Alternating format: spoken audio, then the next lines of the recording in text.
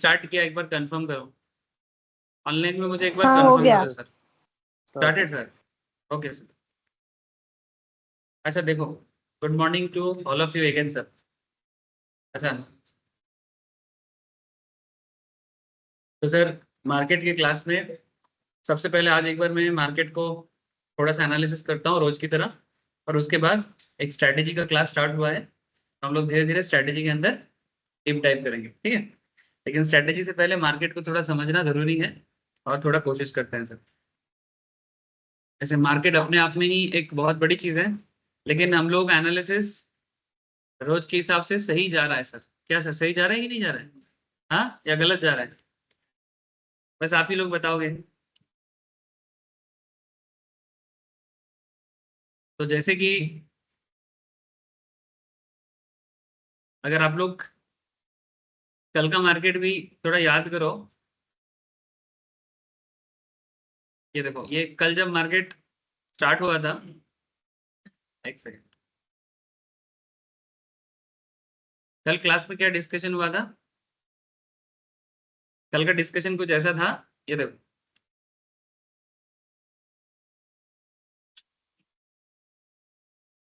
मैं इसलिए हिस्ट्री में जा रहा हूँ ताकि हम लोग कनेक्ट कर सकें, और कुछ नहीं। क्या है ना, स्टूडेंट्स के दिमाग से बहुत सारा चीज शॉर्ट टर्म मेमोरी लॉस की तरह निकल जाता है। ये कब हुआ, कैसे हुआ, है ना। इसलिए कभी कभी मुझे हिस्ट्री याद दिलाना पड़ता है।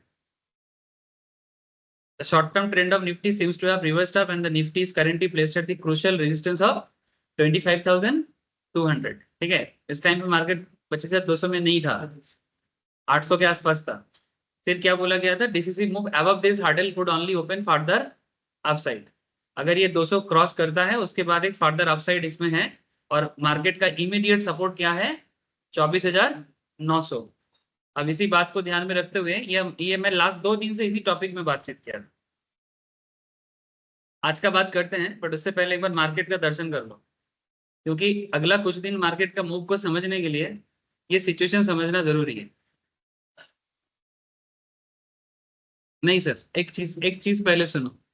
फर्स्ट ऑफ ऑल, 17 में क्या होगा, 17 से पहले क्या होगा? एक्चुअली क्या होता है ना, हम लोग जिस दिन पे एक्सपेक्ट करते हैं, मार्केट में कुछ स्मार्ट लोग होते हैं। स्मार्ट मनी, जिसको हम लोग बोलते हैं स्मार्ट मनी, हम लोग एक्सपेक्ट करने से पहले वो लोग कुछ हमारे साथ खेल खेल लेता है, ठीक है। मैंने जिस दिन एक्चुअली सबको, जैसे अभी पप्पू आप लोगों के साथ बात कर रहा था, वो अपना एक पॉइंट ऑफ व्यू रख रहा था, मैं सुन रहा था बात को, कि नॉर्मली वो एक क्वेश्चन उठाया कि सर थर्सडे एक ऐसा दिन होता है जिस दिन नॉर्मली लोग बाई करने से डरता है, ठीक है। इसका मेन रीजन है, थर्सडे क्या रहता है? एक्सपायरी रहता है, और एक्सपायरी डेट पे टाइम डीके बहुत भयंकर काम करता है। जो भी प्रीमियम, अगर 6%, 10%, 20%, जो भी प्रीमियम चलता है एक्सपायरी डेट पे ओटीएम में या फिर एटीएम में, वो आस्ते आस्ते क्या होता है? जीरो जीरो लेवल में आ जाता है। अगर सब कुछ नॉर्मल रहता है तो टाइम डीके एकदम बहुत अच्छी तरह से काम करता है, जिसको हम लोग थीटा बोलते हैं ऑप्शन ग्रीक में। और थीटा के कारण जितना चलता है उसको पूरा एकदम एग्जैक्टली देखने को मिलता है। और अगर कोई पॉजिटिव मोमेंटम एज सच ना हो तो आपका पूरा का पूरा प्रीमियम खत्म हो जाएगा। उस टाइम पे बायर नहीं, सेलर बनना ही सही होता है। लेकिन ये जो टाइम पीरियड है जिस टाइम पे बायर नहीं होगा, जिस टाइम पे बायर नॉर्मली नहीं होगा, ओनली सेलर होगा, या फिर जिसका पुराना पोजीशन है, सिर्फ वही अपना सिचुएशंस को मैनेज करने का कोशिश करेगा। ऐसे दिनों में, रोज तो नहीं होता है बट ज्यादातर केस में, तुम लोग अगर मार्केट का इकोसिस्टम इकोसिस्टम माने, ये जो कल मार्केट में जो मोमेंटम हुआ है, ये जो कैंडल देख पा रहे हैं आप, ठीक है। हम लोग का क्लास खत्म हुआ, क्या क्या घटा था कल? क्लास खत्म होने से 10-15 मिनट पहले हम लोग इंटरेस्ट रेट सेंसिटिव मार्केट के बारे में बात की, जिसमें मैंने बोला कि जो जो एरिया इंटरेस्ट रेट से सेंसिटिव है, वो सारा एरिया को कब देखिए। उसमें मैंने एग्जांपल के रूप में एचडीएफसी के बारे में बात की, और एचडीएफसी बैंक का ग्रोथ, जैसे कि अभी मुझे पप्पू ने पूछा तो मैं एक बार बोलता हूँ। एचडीएफसी बैंक में क्या हुआ था कल? एचडीएफसी बैंक का सबसे इंटरेस्टिंग बात यह है कि एचडीएफसी बैंक का बहुत अच्छा वेटेज है ना सर, निफ्टी में, है ना। बहुत अच्छा वेटेज है। तो कल आप एचडीएफसी बैंक का सिचुएशन देखो। हम लोगों का क्लास खत्म हुआ अप्रोक्स 10:30 के 11:30 के आसपास, है ना। 11:30 के आसपास कहाँ गया? ये रहा, ये आपका 12:15 यहाँ पर। हम लोग बात कर रहे थे इस पॉइंट पे जब एचडीएफसी बैंक अप्रोक्स 1640 45 के आसपास था, और वहां से देखो छलान मारा एकदम सीधा 1668, उससे भी ज्यादा थोड़ा 1670। उसके बाद मार्केट जब इसका, नहीं ये आज का है, हाँ 1670, मतलब ऑलमोस्ट 25 से 30 पॉइंट के आसपास का मूवमेंट एचडीएफसी बैंक दिया। समझ में आ रहा है सर? तो एचडीएफसी बैंक जैसे शेयर में इन्वेस्टमेंट या ट्रेडिंग हुआ है, बहुत पैसा का फ्लो हुआ है, तो ऑटोमेटिकली ये एक इम्पैक्ट किया है निफ्टी को मूव कराने में। इसके साथ साथ और भी पैसा डिफरेंट सेगमेंट्स में डाला गया। तो यहाँ पर एचडीएफसी बैंक निफ्टी को पुट मैंने खींचने में एक हेल्प करता है ना, क्योंकि निफ्टी अपने आप में तो कुछ नहीं करता, निफ्टी के अंदर जितना मेन मेन शेयर है उसमें जब पैसा का फ्लो होता है तो निफ्टी बढ़ता है। फिर हम लोगों ने निफ्टी में क्या देखा, ठीक उसी टाइम पीरियड में जैसे हम लोगों का क्लास खत्म हो रहा था, उसी टाइम पीरियड में हम लोगों ने देखा कि एक तो कल निफ्टी गैप अप स्टार्ट हुआ था, है ना, आज तो 13 तारीख है, कल का सिचुएशन कहाँ गया? सर इसके पहले लेफ्ट हैंड साइड में ये तो आज का है, आज ये रहा कल, कल कल कल कल ये वाला ना, हाँ ये ना, नहीं नहीं ये तो आज है, सर, इसके पहले जो रेड कैंडल बड़ा वाला है उसके पहले ये का, वाला, ये वाला। हाँ ये ना, हाँ यही वाला है सर, बड़ा वाला कैंडल जो है वही है। नहीं बड़ा वाला कैंडल तो आज का है, आज का है, उसके पहले का ये है। इससे हाँ। पहले, हाँ ये वाला सिचुएशन, हाँ हाँ मुझे मिल गया सर, वही मैं मोमेंट, ये देखो मिनट में है इसलिए थोड़ा सा ज्यादा। ये देखो सर मार्केट पूरा एकदम साइडवेज था कल का मार्केट, ये सिचुएशन देखो आप, पूरा साइडवेज एकदम, मैंने मार्केट में 20 पॉइंट का भी प्रॉपर मोमेंटम नहीं था। ठीक है, मैं बार बार बोल रहा था कि ये ट्रिगर ढूंढ रहा है, ये ट्रिगर ढूंढ रहा है। जब मार्केट में ना 40-50 पॉइंट का, ये मार्केट का साइकोलॉजी देखो एक बार, हाँ ये मार्केट बहुत साइकोलॉजी में चलता है। जब मार्केट में नॉर्मल मोमेंटम रहेगा ना, थोड़ा बहुत रेंज बाउंड मोमेंटम, बट उसमें थोड़ा ज्यादा ज्यादा चल रहा है, ज्यादा ज्यादा मैंने 40-30-40 पॉइंट का मोमेंटम, तो उसमें लोग ट्रेड करता रहता है, बायर को भी मोमेंटम मिलता है, सेलर को भी मिलता है, मैंने पुट को भी मिलता है, कॉल को भी मिलता है।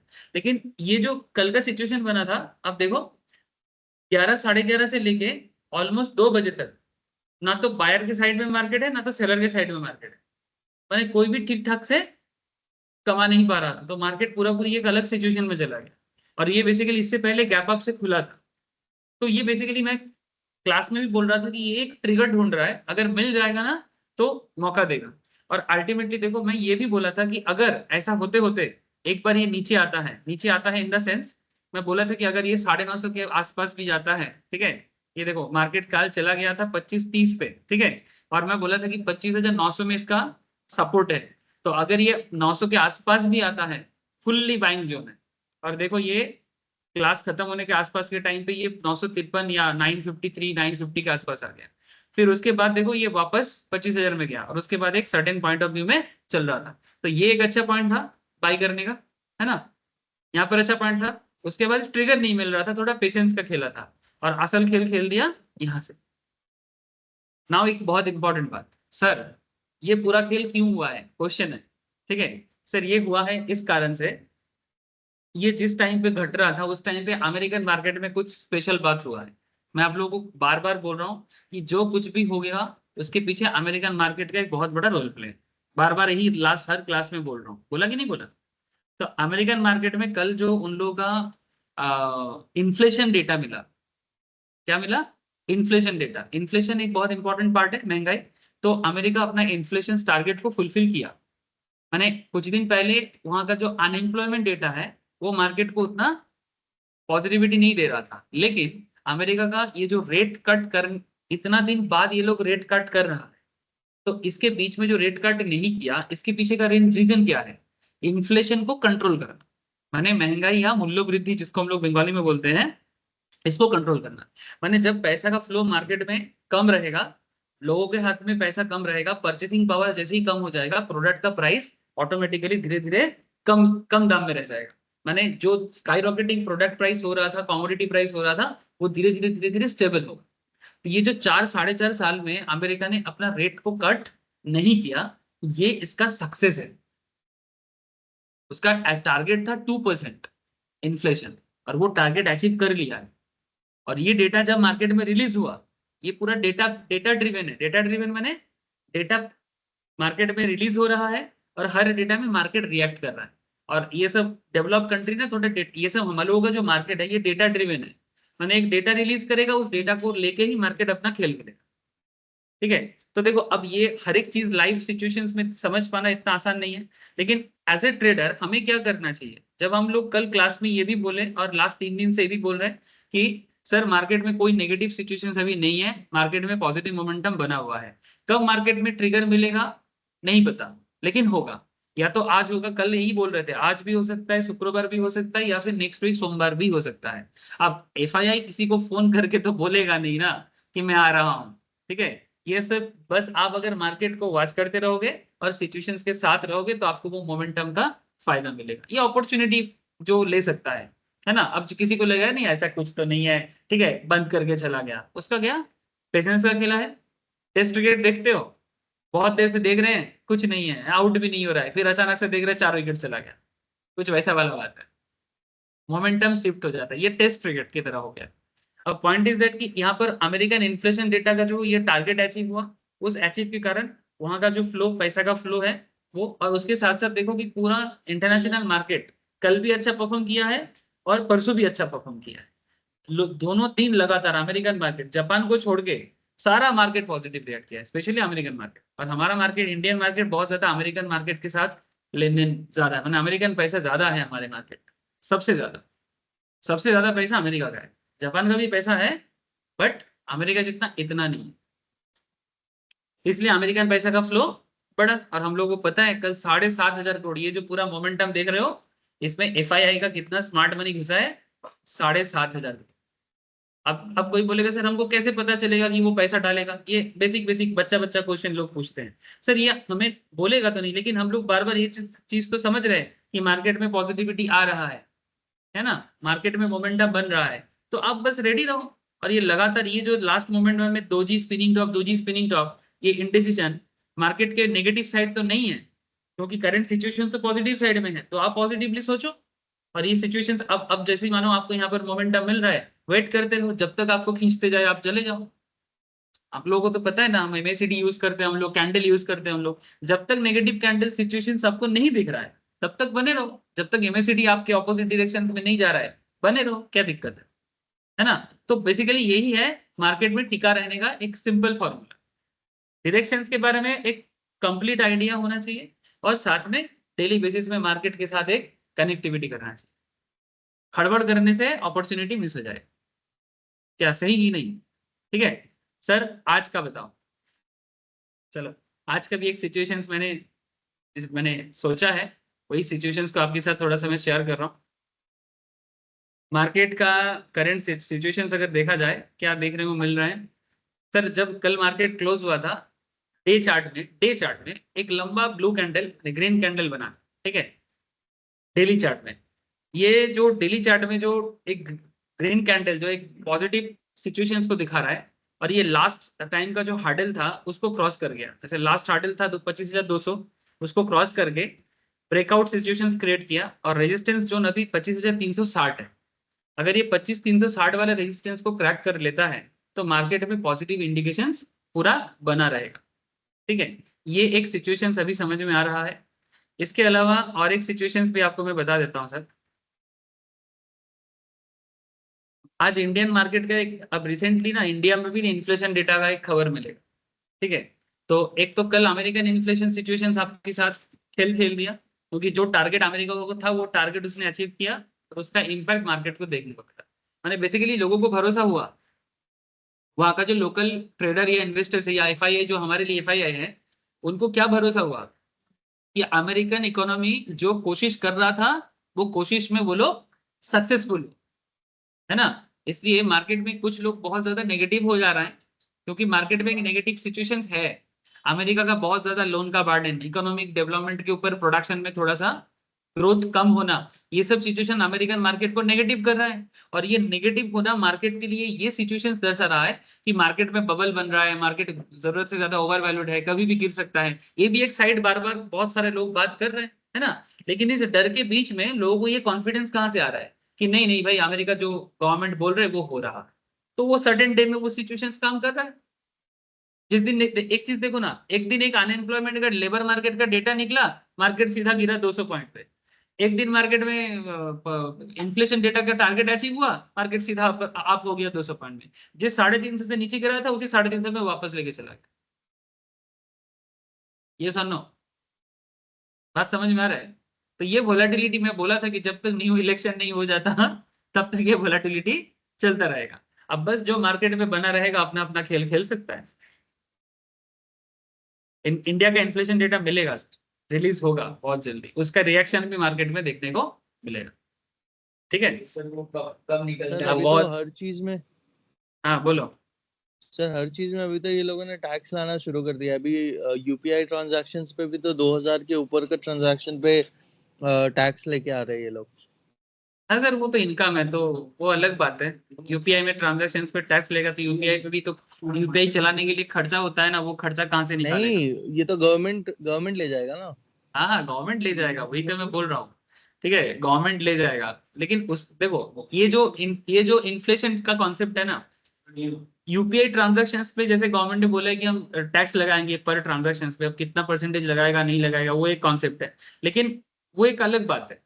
लेकिन इन्फ्लेशन का कॉन्सेप्ट है कि ये जो इंडस्ट्रियल प्रोडक्शन है, इंडस्ट्रियल प्रोडक्शन मैंने जो हमारे देश में जो मैन्युफैक्चरिंग एंटिटी है वो जो प्रोडक्शन कर रहा है उसका बात हो रहा है।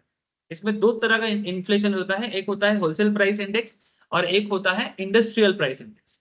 माने इंडस्ट्रियल लेवल में जितना प्रोडक्शन हो रहा है वो चीज सस्ता रहना, माने रीजनेबल रहना चाहिए, बहुत सस्ता भी सही अच्छा नहीं है। और जो होलसेल प्राइस इंडेक्स है, मैंने आम आदमी के लाइफ में जो डे टू डे लाइफ का जो चीजें होते हैं वो चीज भी एक मॉडरेट प्राइस में होना चाहिए।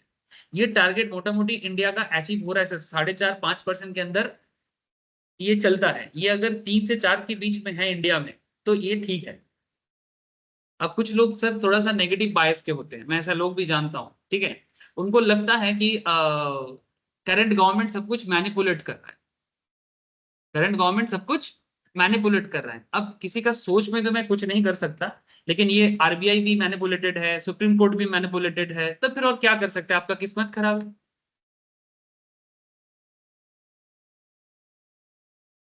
अब बात समझ रहे हो? मैंने कुछ लोगों का मानना ये है कि मोदी सुप्रीम कोर्ट को भी खरीद के रख लिया, मोदी आरबीआई को भी खरीद के रख लिया, इन लोगों का अपना डिसीजन नहीं है।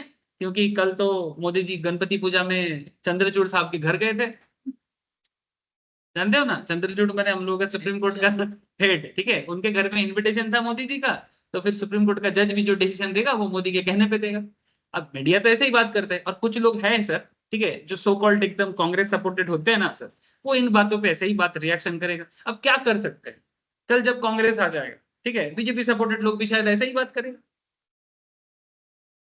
है ना। तो वेरी सिंपल था। तो मैं एक्चुअली ये सब मैटर में ना बहुत न्यूट्रल हूँ। मुझे लगता है कि सब कोई अपना अपना काम करता है, थोड़ा बहुत अपना अपना सिचुएशंस हो सकता है, बट इतना बहुत ज्यादा मैनिपुलेटिव नहीं है ये। इतना बड़ा देश ऐसे ही नहीं चलता। अगर सारा चीज करप्टेड होता तो, मैंने क्यों मैं करप्शन का बात की कि इन्फ्लेशन डेटा में भी लोग बोलेगा कि नहीं ये तो मैनिपुलेटिव डेटा है, इन्फ्लेशन 7% चल रहा है, जबरदस्ती 3.5% दिखाया जा रहा है, कुछ लोग बोलेगा। लेकिन रियलिटी मैंने ऐसा थोड़ी है कि एक ही बंदा पूरा सिचुएशंस को चला रहा है, ऐसा ऑटोक्रेसी नहीं है, ऐसा ऑटोक्रेसी नहीं है, ठीक है। ऑब्वियसली मार्केट में जो इकोनॉमिस्ट लोग हैं, जो बिजनेसमैन हैं, ये लोग क्या बोका है? हम अब लोग थोड़ी ना मार्केट चला रहे हैं। मार्केट में इतना बड़े बड़े इंडस्ट्रियलिस्ट है, ये लोग एकदम माथा में कुछ नहीं है, भूसा भरा है टाटा को, रिलायंस को, बड़े बड़े इकोनॉमिस्ट को, इनको कुछ समझ में नहीं आता। आप समझ रहे मैं क्या बोल रहा हूँ? क्योंकि इन्हीं का पैसा तो मार्केट में रोल होता है, तो कुछ भी बकतेगा, कुछ भी सुन लेगा। हाँ, ऐसा नहीं है। तो just try to understand. UPI का जो बढ़ेगा उसमें पब्लिक को थोड़ा बर्डन होगा, क्योंकि मार्केट में इम्पैक्ट एज सच मुझे नहीं लगता कुछ इम्पैक्ट करेगा, क्योंकि यूपीआई ट्रांजैक्शन तो लेन देन का जो सिचुएशन है, एक्चुअली क्या है, देखो हम बैंक जाते हैं, बैंक में जाके जब हम लोग ट्रांजैक्शन करते हैं उसमें भी बैंक हमसे एक चार्जेस लेता है। से फॉर एग्जाम्पल हम लोग एनईएफटी करते हैं, आरटीजीएस करते हैं, ऑनलाइन फंड ट्रांसफर के टाइम पे 1 लाख 2 लाख जितना भी करते हैं उसमें 5 टका 6 टका करके चार्ज लेता है कि नहीं लेता? वैसा ही हम यूपीआई ट्रांजेक्शन करेंगे उसमें भी कुछ चार्जेस लगेगा। ऐसा नहीं कि तुम 2000 का यूपीआई ट्रांजेक्शन करोगे तुमसे 20 टका लिया जाएगा, ऐसा नहीं होगा। बेसिकली ये यूपीआई ट्रांजेक्शन्स को भी इतना ज्यादा ट्रांजेक्शन हो रहा है तो गवर्नमेंट भी देख रहे है कि यहाँ से हम लोग एक सर्टेन परसेंटेज ले सकते हैं। पब्लिक को भी तो सुविधा हुआ है, बात बात में बैंक नहीं जाना पड़ता, है ना। किसी को चेक देना है उसके लिए भी नहीं जाना है। तो सिचुएशन जब अच्छा हो रहा है तो उसके बेसिस में गवर्नमेंट भी तो अपना एक सर पैसा का कितना सोर्स बना रहा लेगा है। एक सर ट्रांजेक्शन? मुझे एग्जैक्टली नहीं पता, शायद अक्षत के पास डेटा हो। अक्षत पता है कितना कितना लेगा? सर अभी कंफर्म नहीं है। कंफर्म नहीं है, नेक्स्ट बजट में बोलेगा, नेक्स्ट बजट में बोलेगा, अभी तो कुछ बोला नहीं। ऐसा बातचीत चल रहा है, अब जब आएगा तब देखा जाएगा। हाँ मार्केट थोड़ा रिएक्शन कर ही सकता है, पता नहीं ठीक है, क्योंकि क्योंकि अभी यूपीआई के थ्रू से भी हम लोग पैसा डालते हैं इसमें ब्रोकर के पास, ठीक है। तो देखो क्या उतना रिएक्ट नहीं करेगा, ये सब छोटा छोटा चीज में मार्केट इतना। एसटीटी में रिएक्ट नहीं किया, कैपिटल गेन में रिएक्ट की मैंने थोड़ा सा किया फिर भूल गया, तो ये उतना बैम्बू वाला नहीं हो, जो भी हो। सर करंट सिचुएशंस में फिर क्या सिचुएशन दिख रहा है सर? सर मुझे जितना दिखाई दे रहा है कि मार्केट धीरे धीरे 400-500 जोन में जाएगा, ठीक है। एटलीस्ट रेट कट होते होते 500 पार करने का चांसेस है। एक बार ओपन इंटरेस्ट का सिचुएशन देखोगे? सर पुट साइड का ज्यादा है। 25,000 में सबसे ज्यादा है, 45 लाख से ज्यादा, 53 लाख, 53 लाख पुट साइड में इंटरेस्ट ज्यादा है। मैंने इन लोगों का मानना है कि मार्केट 25,000 में खींच के लाएंगे, ठीक है। लेकिन उल्टा साइड में 25,400 में देखो, 25,400 में काफी सारे लोगों का पोजिशन लिया हुआ है, अप्रोक्स कितना 50 लाख के आसपास इधर। 25,500 में देखो अप्रोक्स 50 लाख अगेन, ठीक है। तो 50 लाख इधर, 50 लाख इधर। अच्छा 25,200 मैंने करंट जोन जो चल रहा है, नहीं करंट जोन कहाँ है, करंट जोन 300 में, 300 में है। तो 25,200 में भी एक अच्छा खासा पुट साइड है। और 25,600 में ये थोड़ा नेग्लिजिबल ही बोल सकते हैं, मैंने मोटा मोटी मार्केट अभी 500 से 200 के बीच में रहेगा, इतना तो श्योर है। 200 भी छोड़ो, 300 से 500 के बीच में रहेगा। नीचे आएगा तो 200 में एक सपोर्ट बना रहा है, 200 में एक सपोर्ट बना रहा है। लेकिन मार्केट का ओवरऑल मोमेंटम रेट कट होते होते पॉजिटिव साइड में ही रहेगा, 500 पार करेगा। लेकिन अगर हाँ मार्केट अगर किसी कारण से लगता है कि नहीं सिचुएशंस एज पर मैंने एक मूव तो दे चुका है, अगर उनको लगता है कि नहीं सिचुएशंस एज पर एक्सपेक्टेड नहीं है, अगर 0.50% कर देता है तो शायद मूवमेंट देगा फिर से एक बार बड़ा सा। लेकिन अदरवाइज मुझे लगता है कि ये 500 टच करेगा, 500 टच करेगा, अब देखते रहो, ठीक है। हाँ अब थोड़ा बहुत करेक्शन मिलेगा बीच बीच में, वो जैसे मिलेगा वो उस हिसाब से देखा जाएगा। समझ में आ रहा है? चलो हम लोग एक न्यू टॉपिक पढ़ते हैं, एक नया टॉपिक स्टार्ट करते हैं स्ट्रेटेजी में। अभी रेंज बाउंड रहेगा आज, कल की तरह मूव देख रहा है सर? कल के मूव तो एक यहाँ पर एक अच्छा जोन बना था, देखो पियर्सिंग पैटर्न बनाया था सुबह, आज आज सुबह ही देखो मार्केट सीधा गिराया और यहाँ पर एक पियर्सिंग पैटर्न बनाया और यहाँ पर अच्छा खासा मूवमेंट दिया सर, ठीक है। उसके बाद थोड़ा सा रेंज बाउंड है, यहाँ पर एक फिर से देखो अनदर कैंडल, कैंडल वाइज अगर देखो, ये देखो साइडवेज चलते चलते थोड़ा सा डाउन साइड है ना। ओवरऑल थोड़ा सा साइड क्या है, डाउन साइड ही है ना। यहाँ पर देखो इस पॉइंट ऑफ व्यू में क्या बना, क्या बोलेंगे इसको, इंगल्फिंग बना। यहाँ पर भी एक इंगल्फिंग का सब्स्टिट्यूट पियर्सिंग बना। तो मोटा मोटी मार्केट पियर्सिंग और इंगल्फिंग में ही खेल रहा है, ठीक है। तो इंगल्फिंग देखो फिर से यहाँ पर कितना पॉइंट का, कितना 330 से लेके 370, ऑलमोस्ट 40 पॉइंट का मूवमेंट दिया है, ठीक है। तो मोटा मोटी मार्केट पॉजिटिव साइड में ही लेन देन करेगा अभी, और 30-40 पॉइंट का इधर उधर होता रहेगा, अप एंड डाउन होता रहेगा। 400 तक अभी इसका मेन टारगेट 400 है। एक बार कोशिश किया था फिर से कोशिश कर रहा है, ये देखो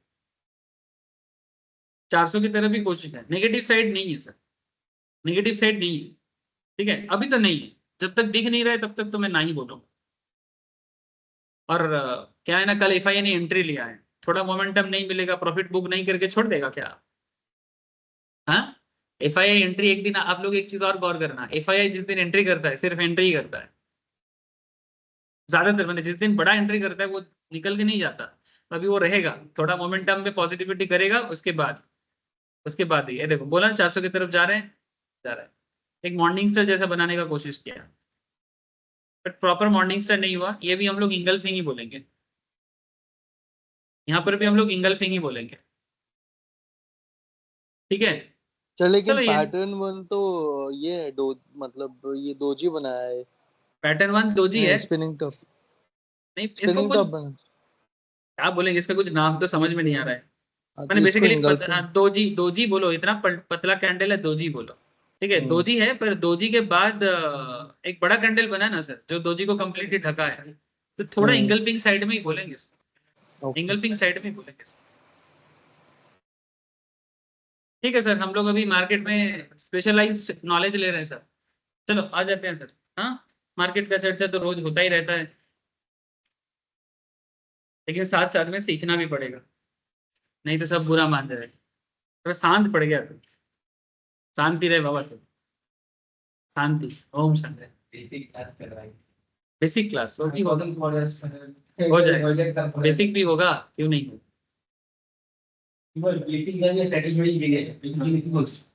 बेसिक भी होगा देखो। अच्छा देखो, हम लोग अभी स्ट्रेटेजी सीख रहे हैं, और स्ट्रेटेजी में अभी हम लोग बात कर रहे हैं। देखो सर, किसी भी चीज को जानने का ना दो तरीका होता है। ये चीज मैंने अपने जिंदगी में रियलाइज किया कि हम लोग हिंदी में एक कहावत करते हैं ना, बूंद बूंद से सागर, है ना, या बंगाली में बोलते हैं बिंदु बिंदु में सिंधु। ठीक है, तो बूंद बूंद में सागर, और यहाँ पर दो चीजें कि बूंद बूंद को जानो और एक बड़ा सागर को पहचानो। ठीक है, या फिर दूसरा तरीका होता है, पहले सागर को पहचान लो, फिर बूंद को ढूंढो। अब जो लोग मार्केट के बेसिक्स वगैरह को नहीं जानते, उनको क्या समझ में आ रहा है अभी? सागर समझ में आ रहा है। ठीक है, अगर वो सागर को समझने का कोशिश करेगा तो फिर उसको पता चलेगा भाई कौन से बूंद से बनाए हैं। और जो लोग स्टार्टिंग में, तुम लोग ऐसे सोच रहे हो ना, मैं दोनों तरीका स्टूडेंट देखता हूँ। जिनको मैं पहले बोलता हूँ सर एडवांस लेवल चल रहा है, ज्वाइन करो, कोई दिक्कत नहीं है, आगे आगे बेसिक्स भी हो जाएगा। ठीक है, उनको लगता है कि बेसिक्स नहीं हो रहा है इसलिए मुझे कुछ समझ में नहीं आ रहा है। और जिनको मैं बेसिक से लेता हूँ, उनका क्या दिक्कत है, जैसे धौरन यहाँ पर बैठा है सामने ही बोलेगा, जब मैं बेसिक्स कराता हूँ ना, तो ये सब तो क्या है, कोई मार्केट में पैसा ऐसे कमाने का कुछ बोलो ना सर, क्योंकि बेसिक्स में ना कुछ पैसा कमाने का बात ही नहीं होता। ठीक है, तो वो बोर हो जाता है। पूर्णिमा को आज तो है नहीं पूर्णिमा, सर ये सब तो ठीक है पर रोजगार कैसे होगा, मार्केट का। सर ऐसा तो हम कभी नहीं बोले। ठीक है सब ऐसे ही करते हैं कि धरनी भूल কথা বলছি কি, पूर्णिमा इधर बोल झुटला रहा है, बोल रहे हैं, हम कभी नहीं बोले। अरे नहीं सर, हम तो नहीं बोले। सर मैंने भी तो ओटीएम से चालू किया था, ओटीएम वगैरह तो नहीं किया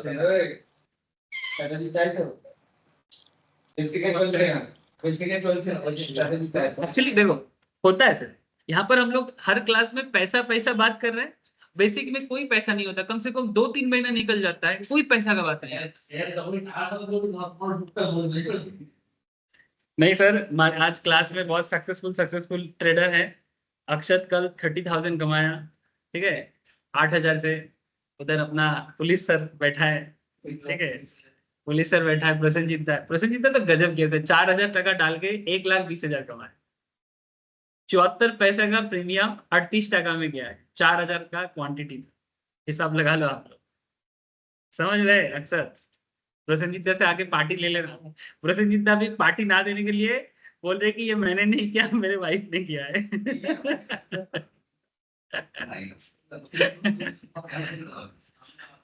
ऐसा नहीं है प्रसन्नजीत, আমি আর কি করছি, তুমি রাগ করলে না, ऐसे नाले में तुम्हारा ये रहा पीछे शहर में ना, আমি এমনি চেষ্টা করলাম।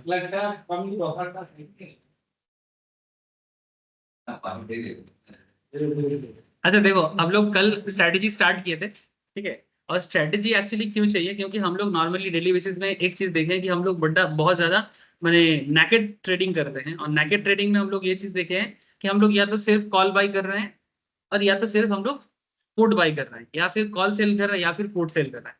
इसमें क्या दिक्कत हो जाता है, हम लोग मार्केट का जो वोलेटिलिटी है, इससे पैसा गवा बैठते हैं।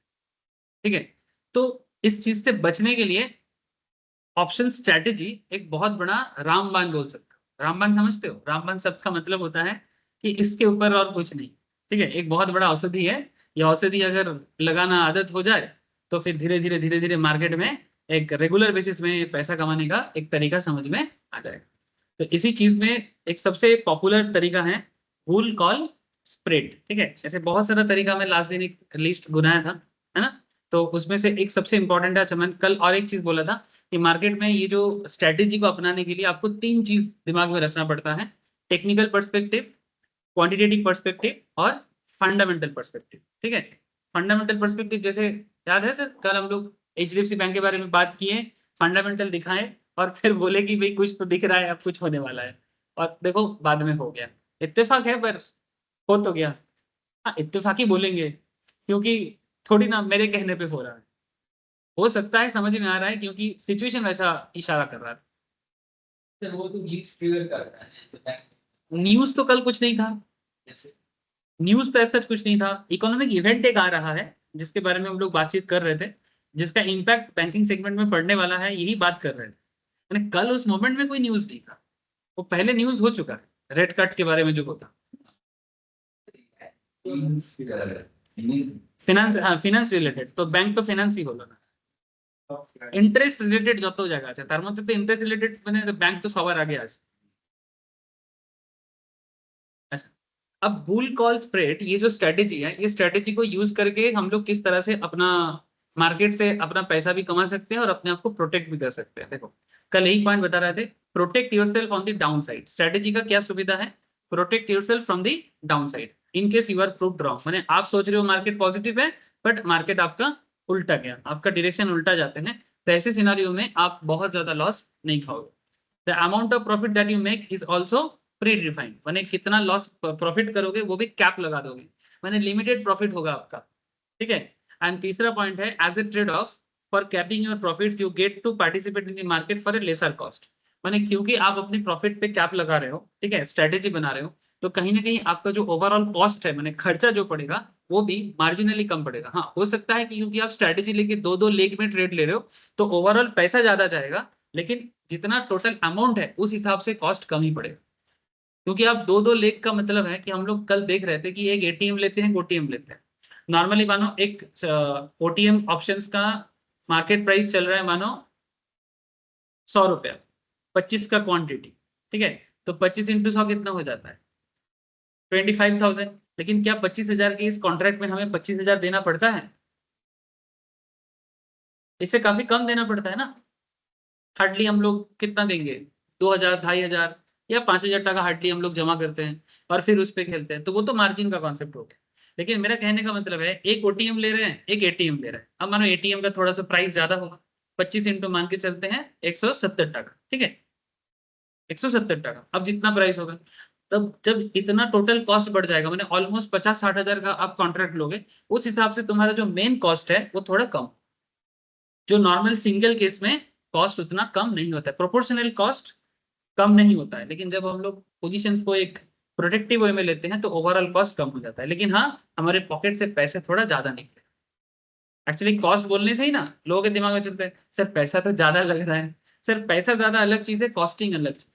कॉस्टिंग का मतलब है किसी भी चीज के पीछे खर्चा क्या आ रहा है। मैंने कॉन्सेप्ट को जिस तरह का, तुम बाइक चला रहे हो, बाइक चलाने के लिए तुमने गाड़ी में तेल भरा, ठीक है, अब गाड़ी में तेल भर के तुम यहाँ से थोड़ा सा रविंद्र पल्ली मार्केट या फिर वीआईपी तक जा रहे हो, ठीक है, और तुम उसी बाइक को लेके थोड़ा लंबा जाओ, 10-20 किलोमीटर दूर घूम के आओ, किस पे तुम्हारा ओवरऑल कॉस्ट कम पड़ेगा किलोमीटर वाइज, लंबा जाने पे कि शॉर्ट जाने पे? लंबा, लेकिन ओवरऑल खर्चा लंबा में ज्यादा है, लेकिन कॉस्टिंग वाइज अगर देखो तो लंबा जाने में खर्चा कम है। क्यों? क्योंकि जब तुम लंबा चलते हो, मैं बाइक के एंगल से इसलिए बोला, बहुत लोग कनेक्ट करेगा, क्योंकि लंबा जाने पे बार बार गियर चेंज नहीं होता है, ठीक है, गाड़ी में माइलेज तेल का, ज्यादा मिलता है। ठीक है, गाड़ी को एनर्जी ज्यादा मिलता है, इंजन स्मूथ काम करता है। तुम जितना बार गाड़ी को धक्कर धक्कर धक्कर धक्कर करोगे गाड़ी में उतना बार तेल पंपिंग होगा, और जितना तेल पंपिंग होगा इंजन को उतना तेल लगेगा, तो उसका कॉस्ट बढ़ता जाएगा। इसलिए शॉर्ट रन में जब बाइक चलाते हैं उसमें तेल ज्यादा खर्चा होता है। इसलिए जब गाड़ी खरीदने लोग जाते हैं ना 4 चक्का, ठीक है, तो वो एक सिस्टम बताते हैं कि सर अगर आप लोकल कोलकाता के अंदर चलाओगे तो तेल कंजम्पशन ज्यादा होगा, लेकिन अगर आप हाई रोड में चलाओगे तो आपका तेल कंजम्पशन कम होगा। हम लोग का वो जो रेट बताया ना कि 22 किलोमीटर 1 लीटर तेल में, 25 किलोमीटर 1 लीटर तेल में, वो हाईवे का रेंज बताते हैं। वही चीज जब तुम कोलकाता सिटी के अंदर डिकर डिकर डिकर डिकर जाम में करोगे ना, तो वही चीज 25 का 20 हो जाता है। समझ में आ रहा है कॉस्टिंग का कॉन्सेप्ट क्या है? कॉस्ट अलग चीज है, खर्चा अलग चीज। इतना समझ रहे? मेरा तो किस्मत खुल गया।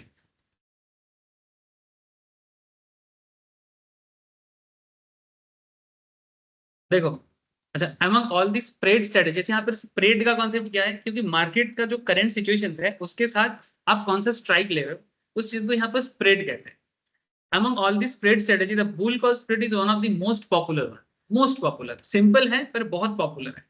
the strategy comes handy जब आप मार्केट के बारे में क्या होते हो सर, मॉडरेटली बुलिश. जैसे कि मानो अभी मार्केट कुछ देर पहले हम लोग देख रहे थे 25,000. हाँ एकदम मॉडरेट बुलिश के लिए एकदम सही मार्केट, एकदम सही बोला सर. करंट मार्केट ऑलमोस्ट कहाँ है?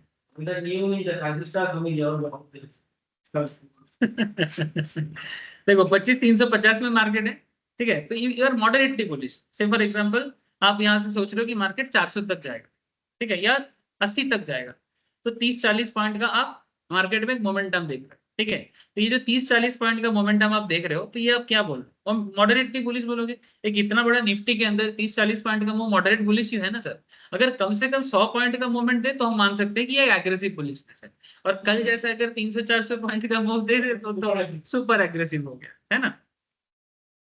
तो एग्जैक्टली ये पूरा पॉइंट ऑफ व्यू ना मार्केट में रह के ही समझ में आता है, मार्केट से बाहर रह के तो समझ में नहीं आए, ठीक है. इसलिए बहुत लोग बोलते हैं कि सर क्या टेक्निकल जानना, ये सब फ्यूचर एंड ऑप्शन जानना जरूरी है. अब समझ में आ रहा है क्यों जरूरी है? क्योंकि तुम मार्केट को मार्केट के बिना रह के कैसे समझोगे सर? अच्छे अच्छे को समझ में नहीं आता.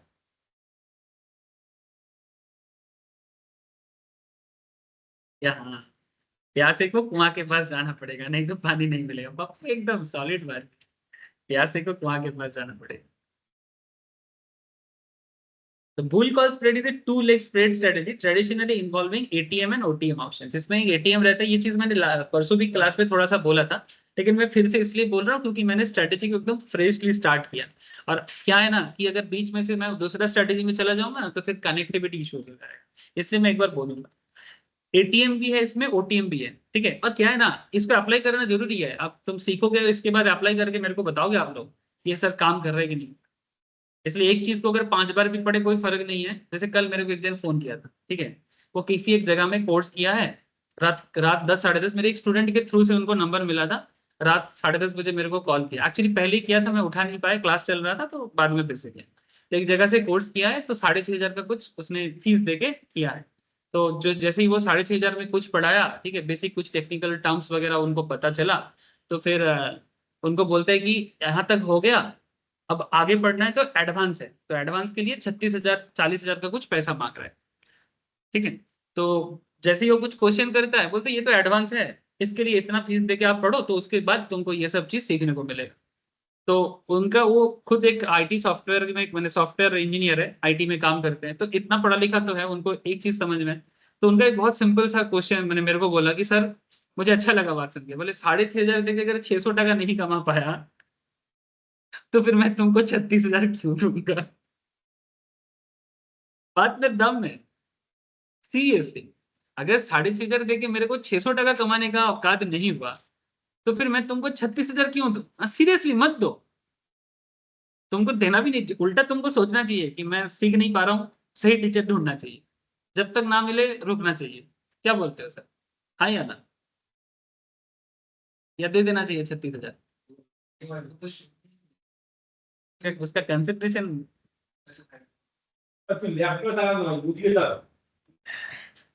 देखो. तो एटीएम है, ओटीएम. अब इसमें एक एटीएम ऑप्शन लेंगे, एक ओटीएम ऑप्शन लेंगे. तो बाई 1 एटीएम कॉल ऑप्शन, इसको हम लोग बोलेंगे लेग 1, और दूसरा बोलेंगे सेल 1 ओटीएम कॉल ऑप्शन, जिसको हम लोग बोलेंगे लेग 2. अब इसमें एक चीज क्या है कि all strikes are belonging to the same underline. इसका मतलब कुछ ऐसा है. चलो एक ऑप्शन चेन खोल लेते हैं. कहाँ है ऑप्शन चेन? देखो ये आप स्टॉक्स में मैंने ऑप्शन चेन ओपन. इसमें करंट मार्केट है आपका 25,368 में, 368 में. तो ये मेरा करंट स्पॉट जो है, इसके आसपास में जो सिचुएशन है, जैसे 25,350, इसको हम लोग क्या बोलेंगे, एटीएम, ठीक है. करंट जोन जो है वो एटीएम. तो हमें यहाँ पर बोला जा रहा है कि आप यहाँ पर एक एटीएम चूज करो और एक ओटीएम चूज करो. तो मैं आज ना थोड़ा मार्केट रिलेटेड बात कम करूंगा, स्ट्रैटेजी में ज्यादा फोकस करूंगा, ठीक है, ताकि मैं स्ट्रैटेजी आपको एक बार समझा दूं, फिर प्रैक्टिस आप लोग कर लोगे, क्योंकि एटीएम ओटीएम चूज करना आप लोगों को आता है. नहीं, অপশন চেন এটা অনেকগুলো সিনারিও আছে, সেই সিনারিওটা আমি বোঝাতে পারবো. ক্যালকুলেশনের সিনারিওটা একবার বোঝাতে হবে. অপশন চেনে আমি শুধু বাই সেল দেখাবো, তুমি একটা জিনিস দেখতে পাবে, কিন্তু ওটাতে তুমি একটাই জিনিস দেখতে পাবে, বাকি ঘটনাগুলো আমি তোমাকে দেখাতে পারবো। অনেকগুলো ঘটনা ঘটবে, সেই ঘটনাগুলো না বোঝালে তুমি বুঝতে পারবে। আগে একবার দেখে নাও, এতে কি হবে, তুমি স্ট্র্যাটেজি বানাতে পারবে কি তোমার কি কি সিচুয়েশন হতে পারে। সেটা আমি ওই অপশন চেনের মধ্যে দেখাতে गले অনেক টাइम লেগে যাবে, ঠিক আছে। अब यहाँ पर एक सिचुएशन क्रिएट किया गया है कि हमें जो सीरीज चूज करना है वो सेम एक्सपायरी में चूज करना है। তুমি যেটা বলছো ওটাতে তোমার কাজ শর্টকাট হয়ে যাবে।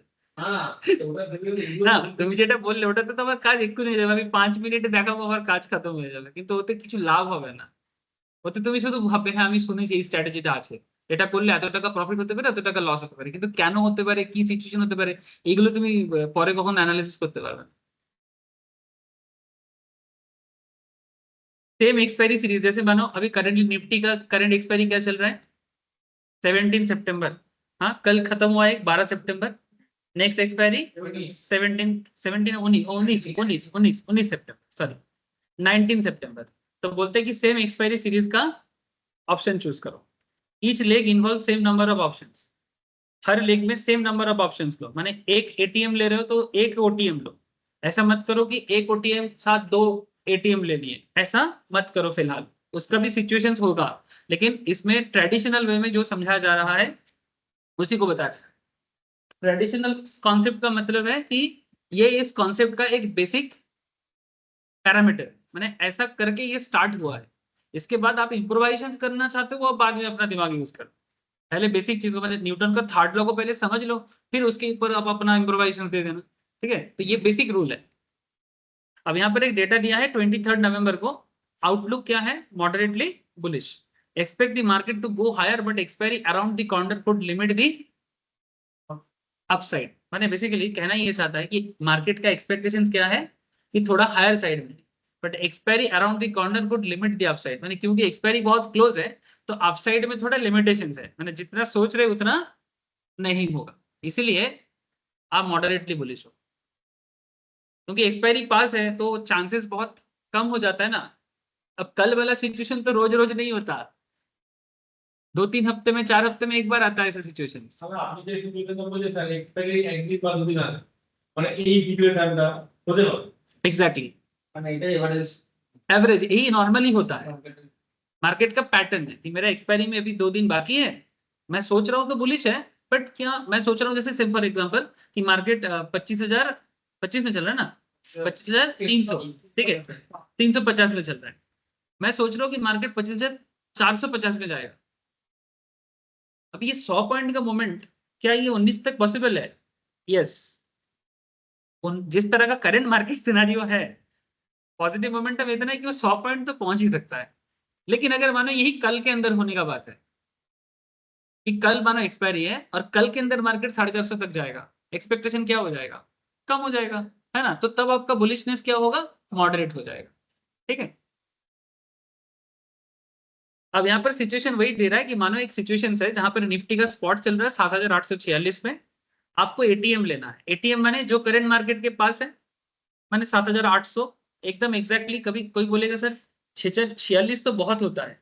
सर एक्चुअली जब मार्केट चलता रहता है 30-40 पॉइंट का मोमेंटम तो इधर उधर होता है ना। ये भी जब एग्जाम्पल को लिखा जा रहा था इस टाइम पे मार्केट भी अप डाउन कर रहा था, उसी टाइम पे ये लिखा जा रहा था। तो 30-40 पॉइंट का मोमेंटम को इग्नोर कर सकते हैं depending on the market volatility, ठीक है।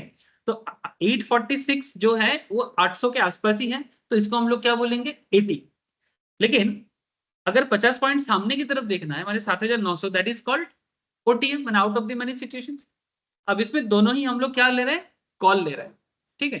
अब इसका प्रीमियम कितना बता रहा है 79, इसका प्रीमियम कितना बता रहा है 25। ये तो होता ही है, ओटीएम का प्रीमियम सस्ता होता है, एटीएम का प्रीमियम महंगा होता है। तुम ऑप्शन चेन ओपन करके आज का भी देख लो, आपको आज भी दिख जाएगा। कहाँ गया सर प्रीमियम, ये रहा। इसका प्रीमियम कितना चल रहा है 151, एक्सपायरी क्या है 19 तारीख। और 400 का प्रीमियम कितना चल रहा है 124, 450 का प्रीमियम कितना 100, 500 का प्रीमियम कितना 80। ये सिचुएशन सबको नॉर्मली सबको बताएं। अभी वोलेटिलिटी है इसीलिए सर एक मतलब सेम रेंज में प्राइस कहाँ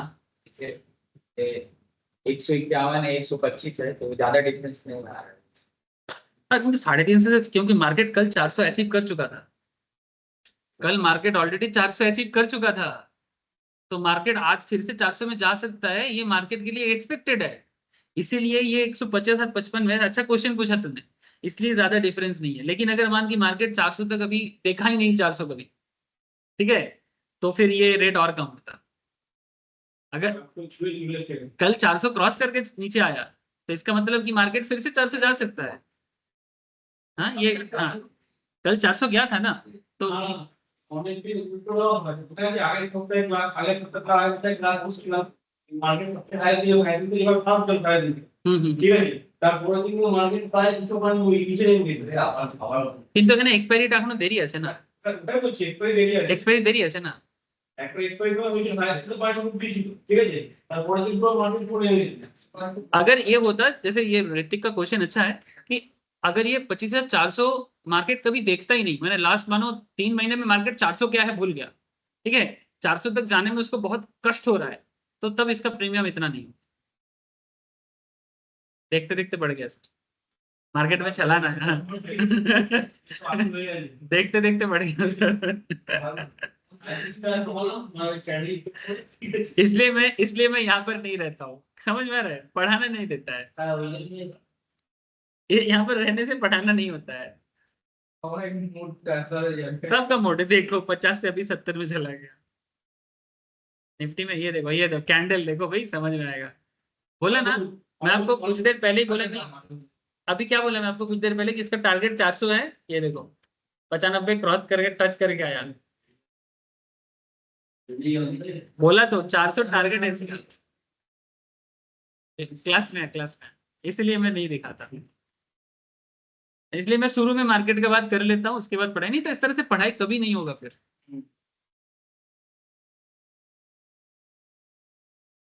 अच्छा तो फिर एटीएम का यहाँ पर प्रीमियम कितना है सर 79, ओटीएम का प्रीमियम है 25। अब हम लोग क्या ट्रेड सेटअप ले रहे हैं सर, बुल कॉल स्प्रेड, ठीक है। अब 7,800 कॉल ऑप्शंस का मेरा प्रीमियम है 79। अब यहाँ पर क्या होता है, जब हम लोग बायर बनते हैं, इसका इकोलॉजी क्या है, बायर बनेंगे तो प्रीमियम देंगे, सेलर बनेंगे तो प्रीमियम लेंगे, ठीक है, प्रीमियम लेंगे। अब कोई बोलेगा सर सेलर बनने के टाइम भी तो हम लोग पैसा दे ही रहे हैं, लेकिन सर एक्चुअली बैकग्राउंड में एक चीज घटता है, एट ए टाइम में जब आप बायर बनते हो आपके उल्टे साइड में एक सेलर बनता ही है, आपको नहीं दिख रहा है क्योंकि आप तो बायर बन रहे हो ना, इसलिए आपको नहीं पता, लेकिन आप बायर बन रहे हो तो कोई तो होगा ना मार्केट में जो आपको सेल किया है। सब्जी खरीदने जाते हैं हम, खरीददार है, उल्टा साइड में अगर बेगुन बेचने वाला कोई नहीं होगा तो फिर मैं बेगुन खरीदेगा कैसे, सिंपल, ये तो मार्केट का एक बेसिक स्ट्रक्चर है, बच्चा को भी समझ में आए। तो अगर मैं बायर बन रहा हूं तो ऑपोजिट साइड में सेलर होना मैंडेटरी है, लेकिन यहाँ पर इकोसिस्टम पीछे बैकग्राउंड में कैसे काम करते हैं, जब मैं बायर बन रहा हूँ मेरा प्रीमियम मेरे से जा रहा है, तो वो प्रीमियम किसके पास जाके बैठता है, वो सेलर के अकाउंट में जाके बैठता है। अब सेलर के अकाउंट में तुम बोलेगा सर मैं सेलर बनूंगा तो क्या मेरे अकाउंट में पैसा आ जाएगा, हाँ सर आएगा, लेकिन वो आपको नहीं दिखेगा, वो ब्रोकर हैंडल करेगा। जब पूरा सेटलमेंट होगा आपका मार्जिन के साथ एडजस्ट करके आपको दिया जाएगा, आप उसको रेगुलर नहीं देख पाओगे। हाँ एक M2M कॉन्सेप्ट चलता है कि डेली बेसिस में आपका प्रॉफिट लॉस क्या हो रहा है वो आप चेक कर सकते हो, लेकिन जब तक आप ट्रेड में हो तब तक तो आपका पैसा फंसा हुआ ही है, ठीक है, समझ में आ रहा है। सिंपल इकोलॉजी है कि अगर मेरा 79 जा रहा है तो 79 एक्चुअली क्रेडिट होगा सेलर के अकाउंट, बात समझ में आया। अच्छा सेल 7,900 कॉल ऑप्शन, इसका मतलब क्या, receive 25 as premium, receive 25 as premium, क्योंकि आप क्या कर रहे हो 7,900 का कॉल ऑप्शंस को आप क्या कर रहे हो सर, सेल कर रहे हो, तो सेल करोगे तो फिर उल्टा साइड में बायर है। सर ये सब तो हो गया ना। हाँ सर हो गया, मैं फिर से रिपीट कर रहा हूँ क्योंकि मुझे उस दिन कुछ पॉइंट बाकी रह गया था। पूर्णिया बोल रहे हो गया था, हाँ सर मैं बोला तो हो गया था, लेकिन कुछ पॉइंट बाकी रह गया और बहुत लोगों का मिस था, इसलिए मैं रिपीट कर रहा हूँ। तो 79 का प्रीमियम मेरे पॉकेट से गया और 25 का प्रीमियम मेरे पास आया। सिचुएशंस को समझो, 54 रुपीज का मेरे एक्चुअली मेरा क्या हुआ सर, डेबिट हुआ, डेबिट मैंने 79 माइनस 25, तो डेबिट हुआ मैंने इतना पैसा मेरे पॉकेट से निकला। 79 माइनस 25 क्यों, क्योंकि 25 एक्चुअली मेरे को मिला है, लेकिन सर 25 मेरे को मिला है ये मेरे को कैसे पता चलेगा, ये पता चलेगा एक्चुअली आपको पहले तो पता नहीं चलेगा, लेकिन उस पर्टिकुलर टाइम पे जो सेल कर रहा है वो उसका प्रीमियम आपको दे रहा है। मैंने जो बाई कर रहा है। आप सेलर हो, आप बस इकोसिस्टम को समझो, बैकग्राउंड में क्या चल रहा है आपको इतना झमेला लेने का जरूरत नहीं है, लेकिन होता क्या है मैं आपको बताने का कोशिश किया। अब ज्यादा दिमाग मत लगाना कैसे होता है, फिर ब्रोकिंग फार्म में या फिर एक्सचेंज में जाके काम करना पड़ेगा, ठीक है, दलाल स्ट्रीट में जाना पड़ेगा। दलाल स्ट्रीट जानते हो, बॉम्बे में, वाह इतना जानता है तो, लेकिन कभी कभी ऐसा करता है जैसे कुछ नहीं जानता। अच्छा, generally speaking in a bull call spread there is always a net debit. Bull call spread में क्या होता है, ऑलवेज नेट डेबिट होता है। नेट डेबिट माने मेरे पॉकेट से स्टार्टिंग में पैसा निकलेगा, जो पोजीशन ये बुल कॉल स्प्रेड का लेगा वो ऑलवेज लॉस से स्टार्ट करेगा। लॉस माने खर्चा करके, इसको लॉस नहीं बोलना चाहिए, this is net debit transaction, माने स्टार्टिंग में आपके पास पैसा आया नहीं, स्टार्टिंग में आपके पास से पैसा गया। हाँ बोल, हाँ हाँ প্রথমে ইনভেস্টমেন্ট রিটার্ন না, কিন্তু সেলারের ক্ষেত্রে এরকম অনেক স্ট্র্যাটেজি আছে যেখানে আমি প্রথমেই কিন্তু পয়সা পেয়ে যাব। ऐसा बहुत सारा स्ट्रेटेजी है कि स्टार्टिंग में मेरे को पैसा मिल जाएगा, आगे आगे बताऊंगा मैं। नेट डेबिट स्ट्रेटेजी जैसे होते हैं, नेट क्रेडिट स्ट्रेटेजी भी होता है, शुरू में ही मेरे पास पैसा आ जाए। अब आगे मार्केट चलने से वो मेरा जो पैसा मेरे को मिलेगा वो बच पाएगा कि नहीं बच पाएगा वो सिचुएशन हिसाब से है, fully depend on the market direction. आगे आगे चर्चा करेंगे, पहले नेट डेबिट समझे तो फिर नेट क्रेडिट समझ में आएगा। This transaction is also called debit bull spread. After we initiate the trade the market can move in any direction. अच्छा, हम लोगों ने यहाँ पर मॉडरेट बुलिश कॉन्सेप्ट के साथ स्टार्ट किया था। हेलो, हम लोगों ने यहाँ पर स्टार्ट किया गया था मॉडरेट बुलिश कॉन्सेप्ट से। अब इसके बाद मार्केट किधर जाएगा, इधर चला मैं उधर चला, जाने कहा मैं किधर चला, हाय फिसलना नहीं है, ठीक है। गाना सुने हो ना, कोई मिल गया मूवी का गाना है। अच्छा, तो 7700 हमारा मार्केट था, 7846 स्पॉट। अगर 7846 से मार्केट 7700 में आता है, फटाफट प्लीज टेल मी, मार्केट मेरे हिसाब से चला कि मेरे उल्टा चला? उल्टा चला। तो जब उल्टा चलेगा, सिचुएशंस का कैलकुलेशंस का क्या पीछे लॉजिक रहता है? इसका कैलकुलेशंस होता है सर, इंट्रिंसिक वैल्यू का कैलकुलेशन करना पड़ता है। इंट्रिंसिक वैल्यू कैसे कैलकुलेट करेंगे? क्योंकि मैं कॉल ले रहा हूं, तो कॉल के केस में क्या होता है, स्पॉट माइनस स्ट्राइक करना पड़ता है। मैंने स्पॉट का जो वैल्यू है और मैंने जो स्ट्राइक लिया उसका डिफरेंस देखना है। तो आपका स्पॉट कितना है?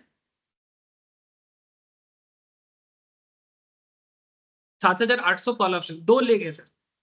7800 कॉल ऑप्शंस जो मेरा ओटीएम था, नहीं सॉरी एटीएम था।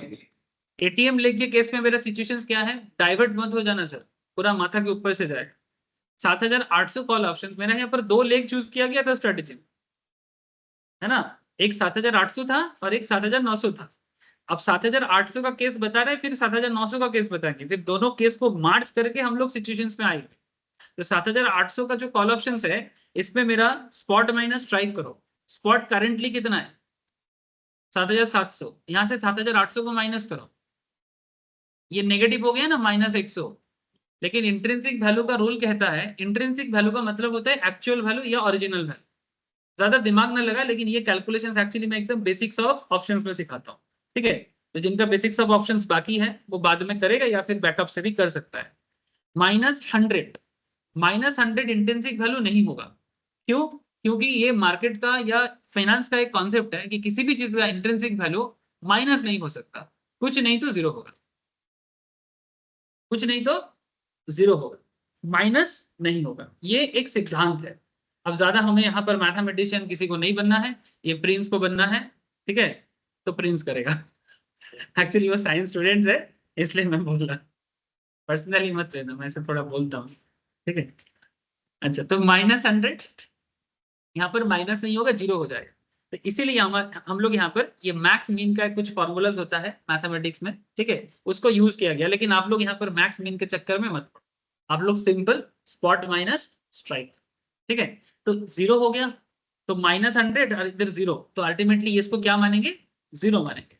तो मेरा यहाँ पर 7800 जब मार्केट मेरा कॉल ऑप्शन मैंने चूज किया और मार्केट 7700 में क्लोज हुआ एक्सपायरी में, तो अल्टीमेटली मेरा इंट्रिंसिक वैल्यू क्या बन गया, जीरो। यहां तक क्लियर है? यहां तक बात क्लियर है ना? आगे का सिचुएशन देखो। तो सिंस 7800 एटीएम कॉल में मेरा इंट्रिंसिक वैल्यू जीरो है, तो मेरा अल्टीमेटली लॉस कितना होगा, जितना मेरा प्रीमियम है। 79 का प्रीमियम है, वही मेरा लॉस है। लॉस तो होना ही है, इसके लिए और क्या। मैंने सोचा था मार्केट बढ़ेगा, मार्केट तो गिरा है, तो लॉस तो होना ही।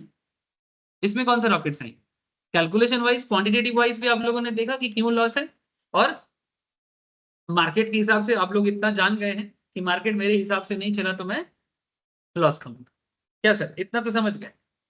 अब 7900 call options also has zero intrinsic value. कैसे? क्योंकि 7900 जो मेरा अपर और एक लेग था, मेरा और एक लेग था ना, ओटीएम लेग, ओटीएम लेग का भी मैं कैलकुलेट करूंगा, तो 7900 का मेरा इंट्रिंसिक वैल्यू फिर से मैं कैलकुलेट करूंगा। करेंट मार्केट क्या है? 7900 मेरा, अच्छा यहाँ पर मार्केट कहाँ एक्सपायर हुआ है? 7700 में, तो 7700 माइनस 7900 कितना होता है? -200। तो अगेन माइनस नहीं होता, क्या मान लो? जीरो। तो 7900 का भी जीरो इंट्रिंसिक वैल्यू। तो इस केस में जितना मैंने प्रीमियम रिसीव किया वो मैं क्या करूंगा? रिटर्न करूंगा, और कोई हिसाब इसके साथ नहीं होगा।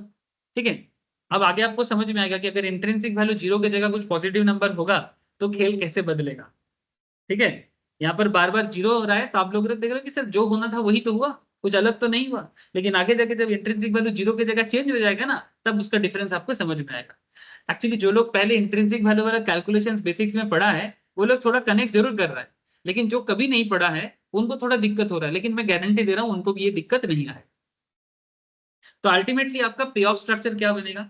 79% अल्टीमेटली आपके पॉकेट से गया और 25% अल्टीमेटली आपको मिला। तो अल्टीमेटली 54 रुपीज का आपका जो जाना था वो चला गया। क्यों? क्योंकि मार्केट आपके हिसाब से नहीं चला, आप तो मॉडरेट बुलिश थे।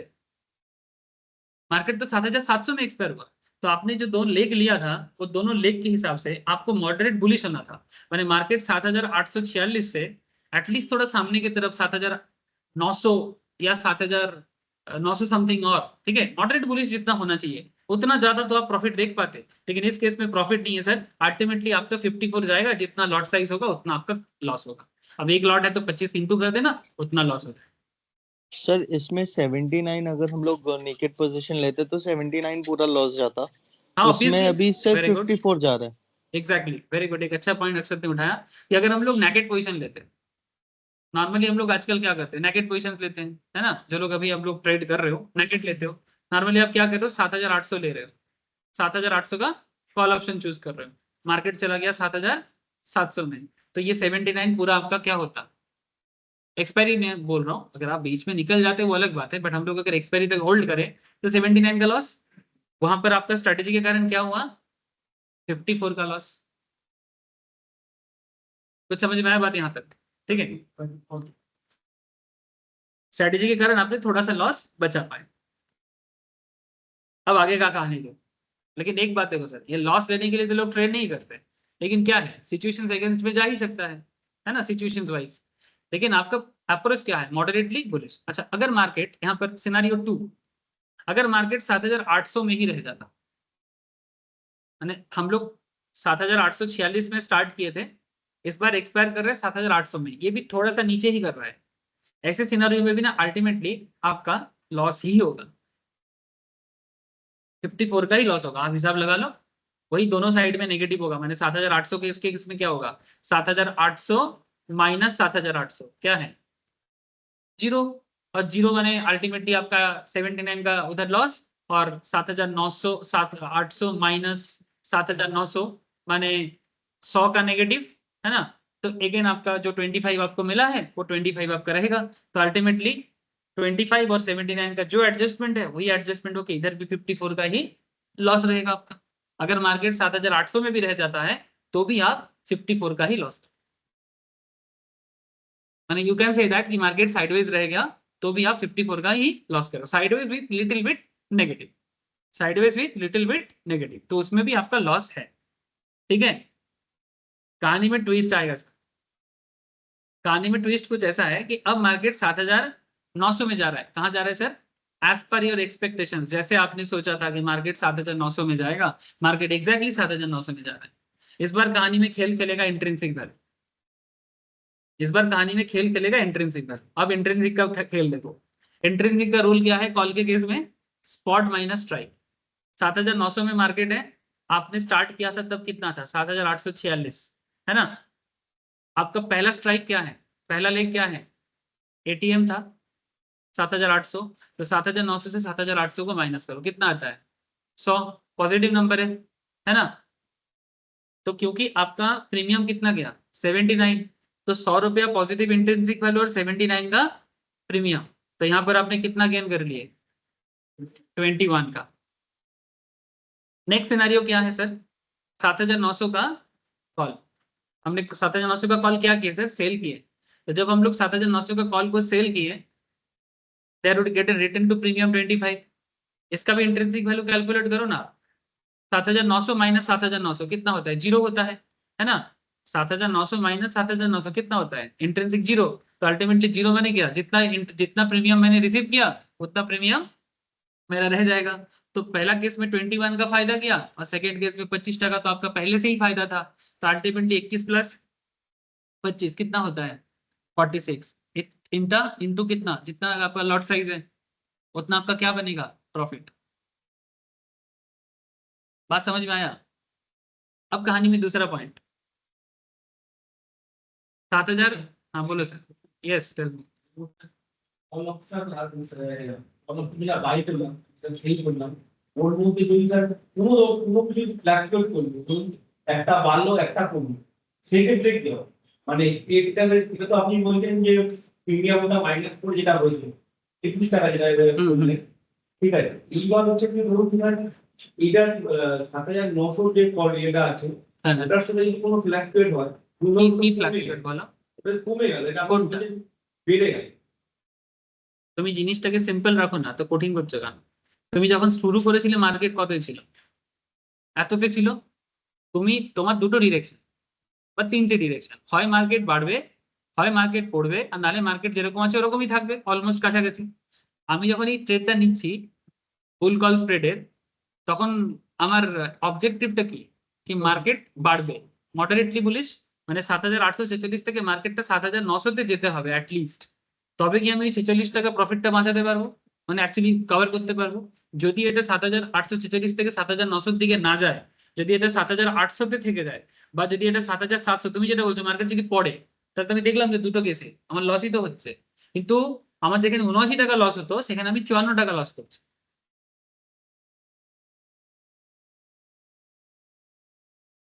হ্যাঁ, নেকেড থাকলে 79 লস হতো তোমার, কিন্তু যেহেতু তুমি এখানে স্ট্র্যাটেজি নিয়েছো, অ্যাডজাস্টমেন্ট হয়ে তোমার 54ই লস হচ্ছে। ওটাও আছে, ওগুলো আলাদা স্ট্র্যাটেজি, সব বলবো।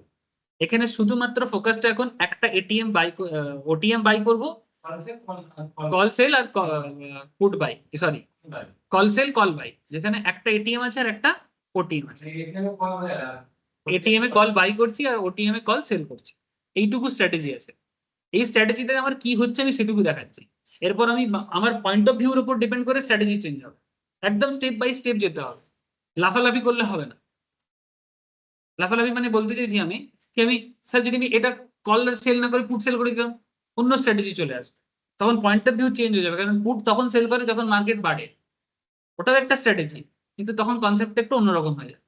ঠিক আছে, তো আমাদেরকে একটু সিচুয়েশন গুলো বুঝে বুঝে চলতে হবে। এই জন্য আমি বলছি আগে বেসিক্সটাকে একটু পাকা করে নিই স্ট্র্যাটেজিতে। এগুলো একদম বেসিক স্ট্র্যাটেজি, আর এগুলো মার্কেটে বেশি চলে, কারণ মার্কেট সিম্পলি বেশি চলে। কিন্তু হ্যাঁ বলো স্যার।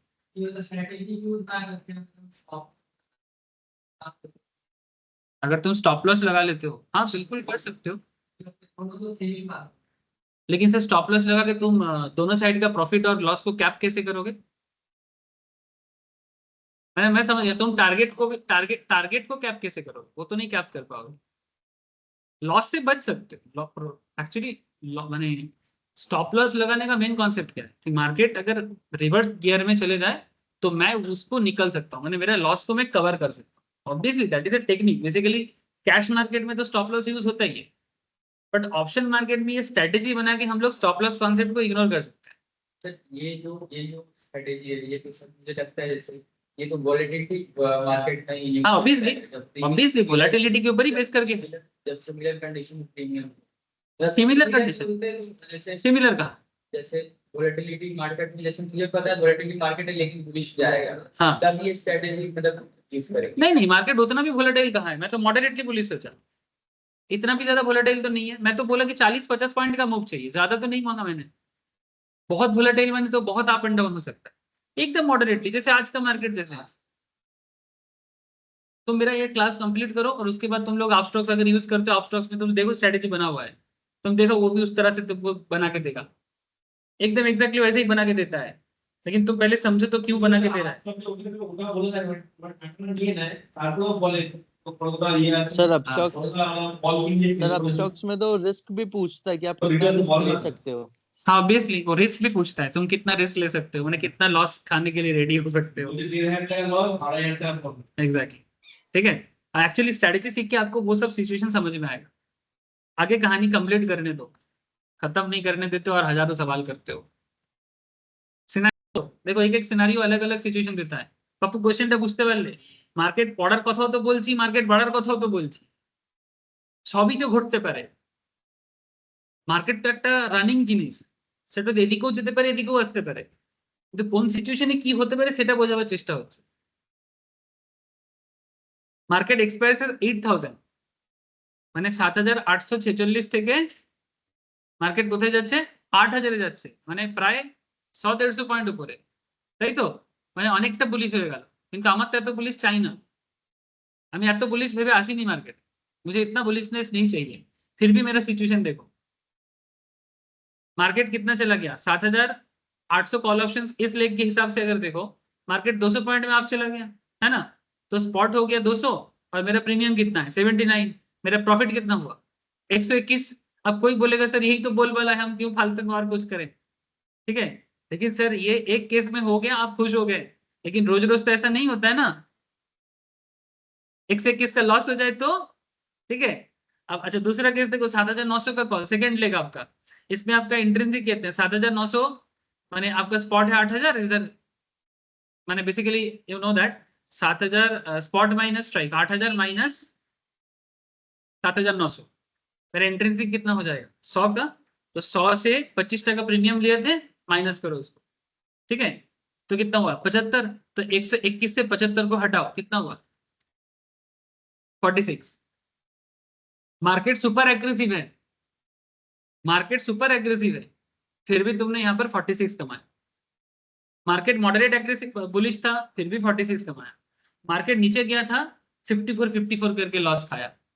तो ये स्ट्रेटेजी आपको क्या सिखाया बोले तो,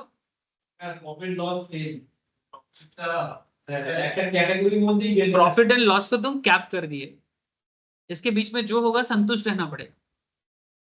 इससे क्या होता है, ऐसे सिचुएशंस में लॉस खाने का चांसेस काफी कम हो जाता है, काफी कम हो जाता है।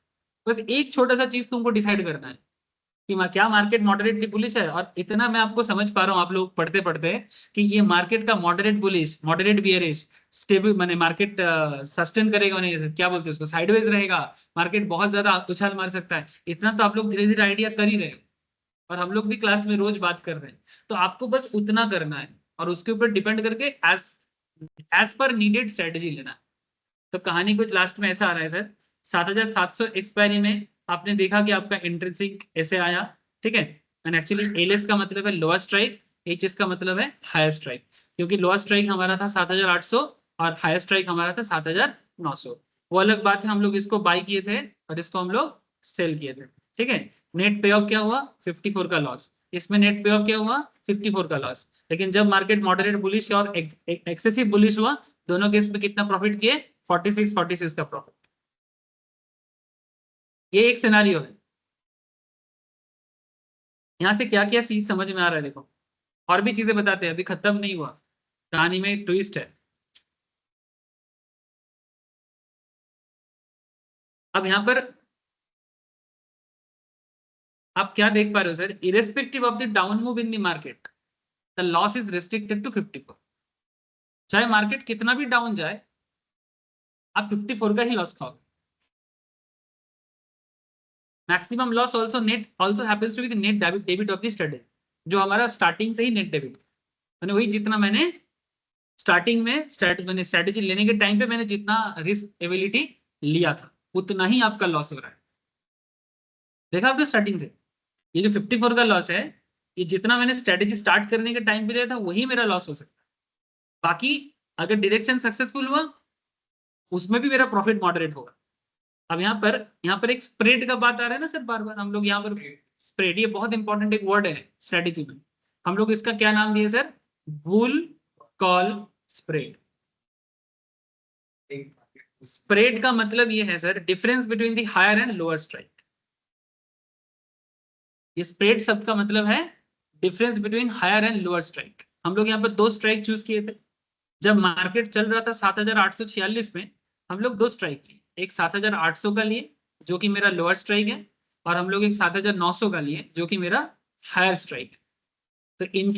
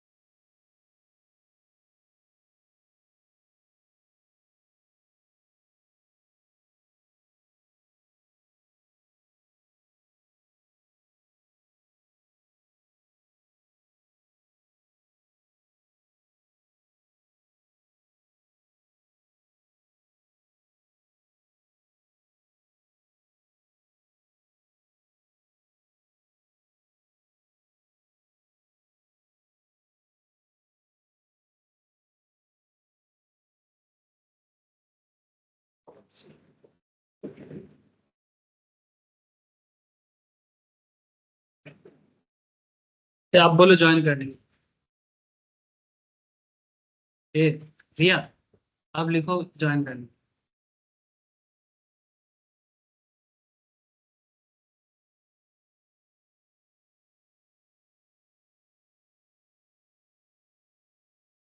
पूर्णिमा आवाज आ रही है क्या? Hello hello.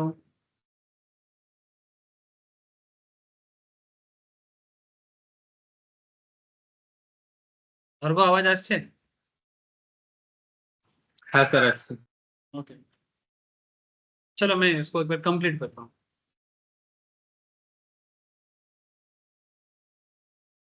ऑलमोस्ट हो गया सर, 5 मिनट लगेगा। अच्छा तो बेसिकली सिचुएशंस क्या होगा सर, मैं आपको बोला था कि स्प्रेड क्या है ना। स्क्रीन शेयर है ना सब, ऑनलाइन में स्क्रीन शेयर है और नो? हाँ सर আছে। स्प्रेड का मतलब है difference between higher and lower strike. Actually ये स्प्रेड आगे जाके बहुत हेल्प करेगा। जितना ज्यादा स्प्रेड होगा उसके ऊपर डिपेंड करके प्रॉफिट लॉस दोनों डिपेंड करेगा। ठीक है, अब ये स्प्रेड आगे जाके मैं आपको और समझाऊंगा। बेसिक स्प्रेड का मतलब बेसिक समझ लो कि स्प्रेड का मतलब है हायर और लोअर स्ट्राइक के बीच का डिफरेंस। ठीक है, अब ये स्प्रेड इंपैक्ट कैसे करता है वो कैलकुलेशन वाइज आगे आगे आपको समझ में आएगा। फिलहाल एक सिंपल स्टैटिस्टिकल कॉन्सेप्ट देखो आप।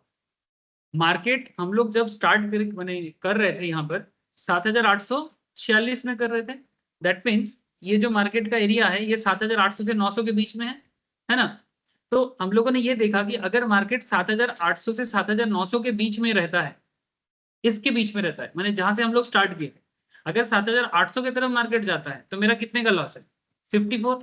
अगर मार्केट 7,900 में आता है मेरा कितने का प्रॉफिट है? 46।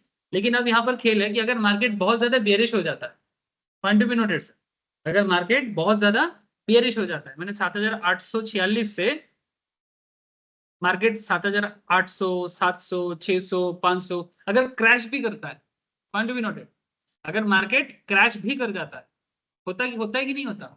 जैसे मार्केट एक दिन में बहुत उछलता भी है तो मार्केट गिरता भी है। तो ऐसे सिचुएशंस में भी आपका लॉस कितना है?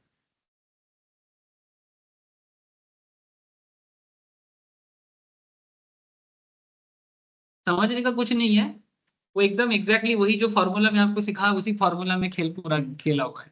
इंट्रिंसिक वैल्यू,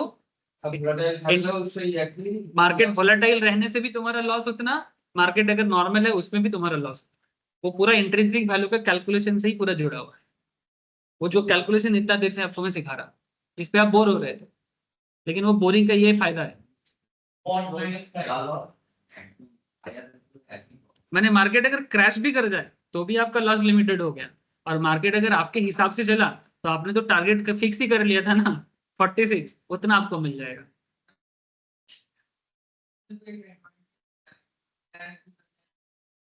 एग्जैक्टली सर, इसलिए ये सिंपल है पर बहुत काम का है। हाँ हल्का सा बेयरिश होगा तो लॉस, लेकिन वही ना इसका मेन, क्योंकि आपका स्ट्रेटेजी क्या है, when you are moderate bullish तभी जाके ये स्ट्रेटेजी अपनाना है। अगर आप बुलिश नहीं हो, अगर आपको लग रहा है कि मार्केट का दिशा समझ में नहीं आ रहा है, या तो साइड या तो नेगेटिव है, तो भी ये स्ट्रेटेजी अपनाना नहीं है। But if you are moderately bullish तो ये स्ट्रेटेजी आप अपना सकते हो, और लाभ लॉस दोनों। हाँ, ज्यादा बुलिश भी होगा तो ज्यादा लालच नहीं कर सकते आप, ज्यादा बुलिश भी होगा तो ज्यादा लालच भी नहीं कर सकते आप। उसमें आपको बांट दिया, ये उसमें आपको ये बांट दिया, मैंने आपको एक रेस्ट्रिक्टेड कर दिया। तो कॉन्सेप्ट कुछ इस तरह का है सर, फाइनल करते हैं इसको। तुम लोगों को मैं जो फॉर्मूला को सिखाया उसी फॉर्मूला का हर एक चीज को इस टेबल के अंदर कैलकुलेट करके दिखाया। एक बार मेरे से ये नोट्स कलेक्ट कर लेना और घर पे बैठे बैठे देखना कि कैसे हुआ है। ठीक है, तो दिमाग खुलेगा, और रियल लाइफ में भी सेम चीज को मैंने एक एक करके रेगुलर बेसिस में चेक करना। Lower strike minus intrinsic value, lower strike minus intrinsic value जो है 7,800 कॉल ऑप्शन का जो एटीएम था। पीपी का मतलब होता है प्रीमियम पे। लोअर स्ट्राइक पे ऑफ का मतलब है lower strike payoff. Higher strike minus intrinsic value माने 7,900 का जो सी था। टीआर का मतलब है प्रीमियम रिसीव, और हायर स्ट्राइक पे ऑफ माने हायर स्ट्राइक पे ऑफ। ठीक है, ये मतलब है। तो as you can notice the loss is restricted to 54 and the profit is capped to 46. Given this, we can generalize the bull call spread to identify the max loss and max profit levels. इसमें कब आपका क्या हुआ sir? Strategy क्या था? Net debit strategy था, मैंने starting से मेरे पॉकेट से पैसा निकलेगा। नेट डेबिट क्या है? Premium paid for lower strike minus premium receive for higher strike. Calculation एकदम दिमाग में खेलना चाहिए। जितना प्रीमियम मैंने पे किया लोअर स्ट्राइक के लिए और जितना प्रीमियम मैंने कलेक्ट किया हायर स्ट्राइक के लिए। Bull call spread maximum profit कितना है? जितने का स्प्रेड है, स्प्रेड बने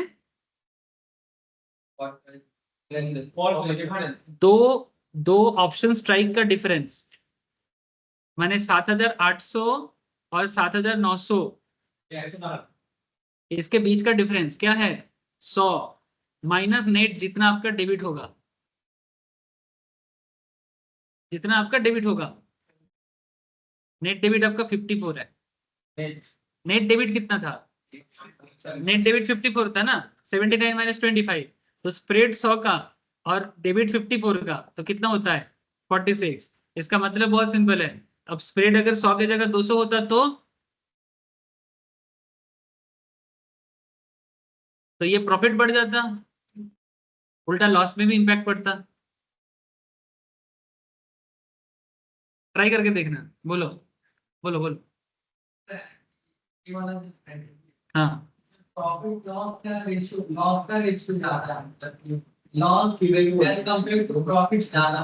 सर ये सिचुएशन तो इस स्ट्रेटेजी में क्यों?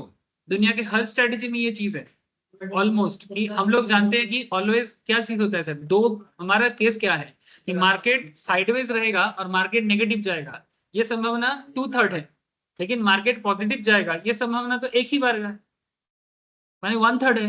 1/3 माने 33%, 2/3 माने 67%।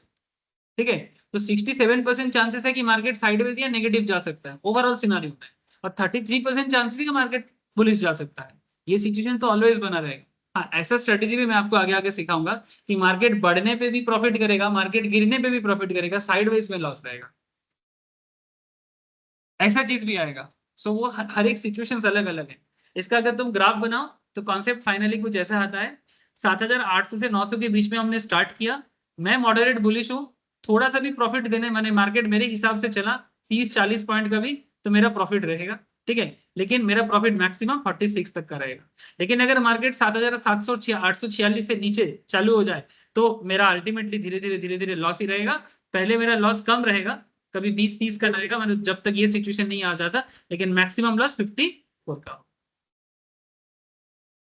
ये है बुल कॉल स्प्रेड। अगर हाँ, बुल कॉल स्प्रेड और बुल দিয়ে ছিল কি একটা।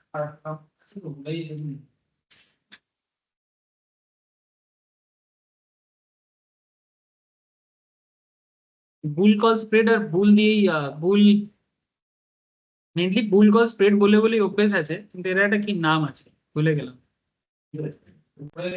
Debit bull spread, debit bull spread, कारण डेबिट হয় প্রথমে হয়ে যায়। ठीक है, अब नेक्स्ट क्लास में मैं आप लोगों को इसी स्ट्रेटेजी के बेसिस पे, ये जितना आपने आज सुना इसी के बेसिस में स्ट्राइक सिलेक्शन कैसे करना है, क्योंकि हमने देखा कि जितना स्प्रेड ज्यादा चेंज ऊपर नीचे होगा आपका प्रॉफिट लॉस में इंपैक्ट करेगा, तो आपका स्ट्राइक सिलेक्शंस के ऊपर डिपेंड करके ये चीज चेंज हो सकता है। ठीक है, तो वो कैसे इंपैक्ट करेगा ये नेक्स्ट क्लास में चर्चा। ठीक है, समझ में आया सर? चलो, टफ लग रहा है? टफ लग रहा है? क्या टफ लग रहा है?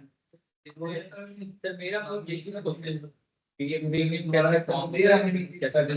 तो बताएंगे, वो सब बताएंगे, टफ क्लास होगा। ये क्यों कहीं करने, इसके साथ में प्रीमियम क्या समझा? ठीक है, मैं बताऊं, बेसिक कराऊंगा रे बाबा। ओके, और वो आज इतना ही है सर, नेक्स्ट वीक मिलते हैं। Okay, bye sir. Okay sir, okay হ্যাঁ আসলে হ্যাঁ এখন অনেকটা ভালো আছে। আপনার ওষুধগুলো চালু করব যেটা আপনি বলেছিলেন। ঠিক আছে, হ্যাঁ।